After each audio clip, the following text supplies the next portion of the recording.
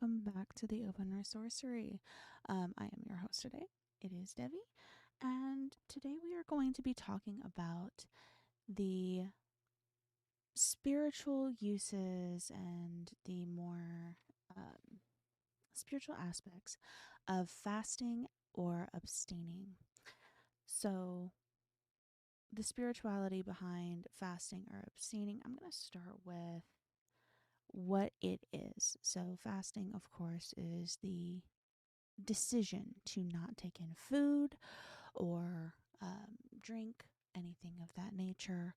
Abstaining is more of just like you're cutting out specific things. You're being more choosy with what you do consume. Um, and of course, it's going to be dependent upon whatever practice that you are going with at the time.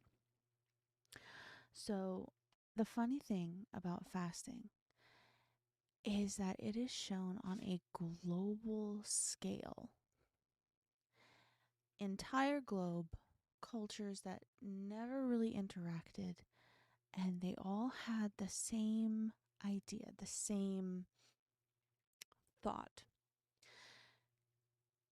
From the Hellenistic mystery cults in Rome and Greece to the Incan temples of Peru, from the indigenous vision quests that were going on in North America and still do go on, to the Buddhist monks in Asia. It's everywhere. It is in all corners of the globe, even closed systems that just never really had any interaction with the outside world, which I find fascinating. So, each one of them, each different practice holds its own particular significance for why they fast, why they abstain, why they hold back. But I've narrowed it down to really like 3 different categories of reasons why one would fast, why one would abstain in terms of spiritual significance. First one being making oneself ready for the divine. Either you are going to go into the forest and the divine is going to present themselves to you, or you are presenting yourself to them, like you are going to them in terms of astral travel, you are going to them in terms of dreams, there is some form of travel occurring, and you have to make yourself pure and clean in order to be presentable or understand them better. And then the second one is testing one's own willpower and kind of expanding one's own clarity, testing yourself and testing your steadfastness. And that one I find it's really interesting. I find all of it pretty interesting, but I guess I'm a nerd by nature. And then the last one is penance. We're going to abstain from food as a way of absolving ourselves of some sin. So, diving into the first one, making oneself presentable, I am going to present some examples. The first one is the indigenous vision quests. And oh my goodness, I would love to see this done, but I know it is a sacred practice, and I would never want to interfere with someone's sacred culture and things of that nature. It's not my place. But the way that they start is by cleansing, not only with smudging. Most that are in the spiritual community, we know what smudging is. So, we do that with incense or whatnot all the time. But they also put the person in the sweat lodge. And I believe this starts at like 13, 14 years old. This person is ready. He is able, like he is going. and they put him in the sweat lodge with the shamans. All of this is very much kind of his ascension into manhood. And in that sweat lodge, he is excreting all of the impurities. He is becoming pure as the first day that he walked this earth. He is sweating out everything. And so we have the purification by heat. And then immediately after doing this, he is also bathing in cold water, which I imagine is a heck of a shock to the system. It can feel fantastic, but also send somebody like reeling. And then after he does this, he has purged his body in that way. Then he spends 3 days and nights fasting and in isolation. The first two parts, I believe, are done through the assistance of shamans. He is guided. He is prepared. He is watched over. But the next 3 days, that is his journey. And that's not something that anybody can really guide you on. And then during those 3 days of fasting and isolation, he's already purged. He is not consuming of this world. During that time is when he is supposed to be in that inner space and searching and allowing spirit or vision to come through to him. He is completely open to what divinity has to offer. And from there, after the 3 days, then he goes back to his tribe, back to the shamans, with his message that he was given, which honestly is beautiful. It's a beautiful way for a spirit to move through a community and move through each generation as it matures. And then one temple I did want to bring up, they do much the same in terms of, ritualistic cleansing. But this is Asclepius's temple in, I believe this one's Rome. I can't remember whether it's Rome or Greece, but it's part of the Hellenistic mystery cults. And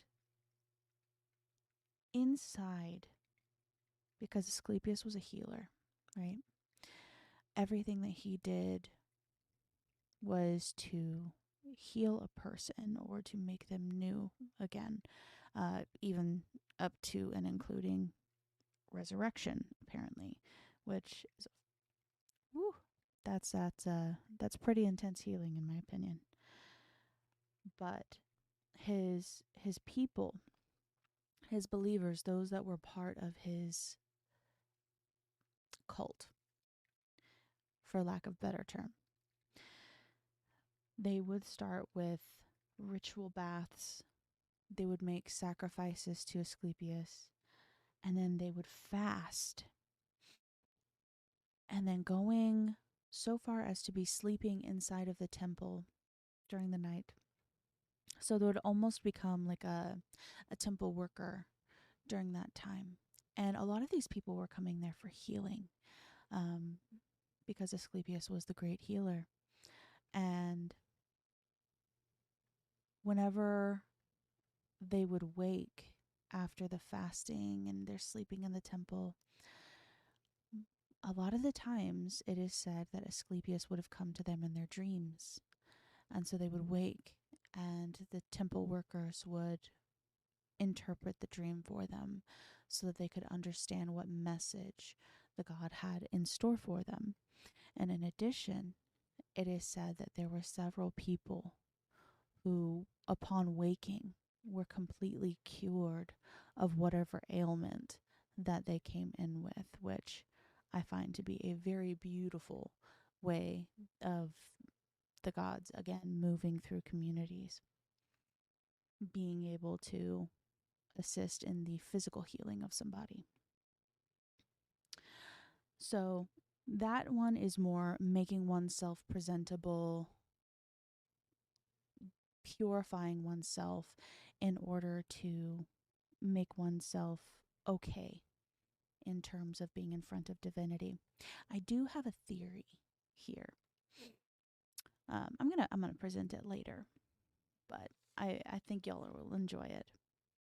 But for the testing of one's own fortitude, this is the one that I'm going to like zero in on those Buddhist monks and Buddhist temples. So Buddhism as a whole, that is a very wide and varied practice. It is not something that you can simply say, oh, it is this one thing or this one thing. Above all, it is compassion, but it is also a striving to open oneself up and to understand the complexities of the world. And throughout them, there is a lot of different ideas on fasting, but most of them come down to the one thing: trading mental clarity, which comes from not consuming the food, for your strength. And so it's a give and take, because your body does become weaker as you're fasting, but your brain is able to function at a higher level. And this is documented so much throughout Buddhist texts that, we have people that mummified themselves because they did not eat. And while I would never recommend such a thing because that's incredibly dangerous and we are meant to experience this life for a reason, in my humble opinion, it does go to show you that there is a striving towards that mental aspect, which I do love Buddhism for, because it's all about how we view the world and our perspective in it. And it's very beautiful in that way. The other one that I wanted to cover is, of course, the punishment, right? The punishment aspect, making penance. And this we see everywhere, because technically we see this inside of Christianity. We see this inside of Christianity, inside of Catholicism, inside of Islam, inside of Judaism. We see a bunch of this. And of course, it didn't originate with the Abrahamic religions. But the one that I really wanted to pinpoint was in the Incan temples in Peru. So confession was a thing there before Christianity arrived, before the conquistadors and everything of that nature came into the culture. Confession was already a thing, and as penance, you would abstain from food, or you would fast as a way of showing that you are truly sorry for whatever, not necessarily crime, but whatever,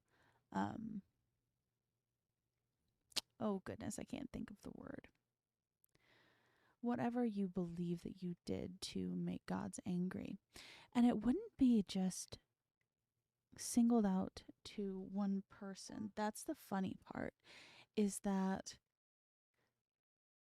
if there was a God that was believed to be particularly angry, entire communities would be fasting as a way of absolution, in trying to get that God's favor again, and trying to bring that spirituality back into the community in and of itself.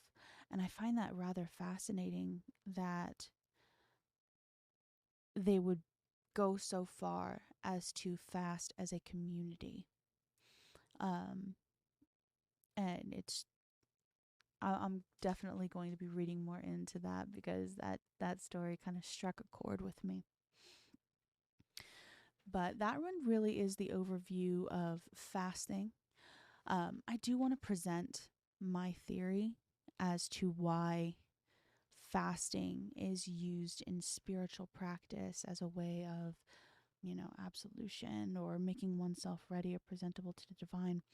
So in scientific studies, there is proof that once you reach about 3 to 5 days Certainly if you're doing the sweat lodge, you're probably going to hit it a whole lot sooner because you've already like purged a lot out of you in that time.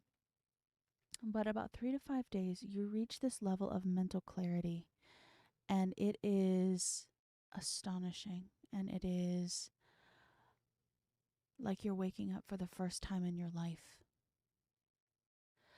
And this is proven.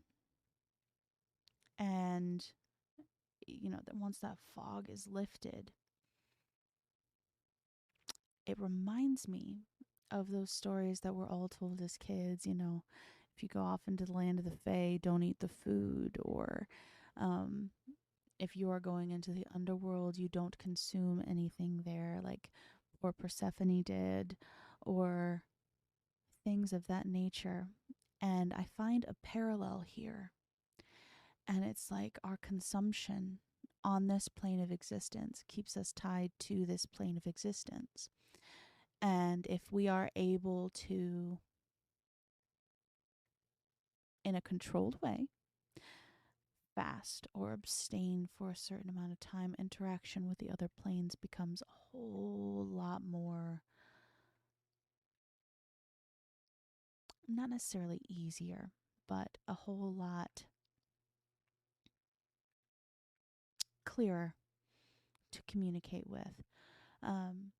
But that one is just my theory. Of course, don't do anything, dangerous for yourself, or making decisions for other people. We don't want to do that. It must be a personal choice, and I would always, always advise before you go on a fast or do anything like that, consult your doctor. I am not a medical professional. Um, just more so delving into what that fasting is as a whole versus um, the modern day conception of fasting, which is used just for medical purposes or dieting purposes. But this has been Devi on the Open Resourcery.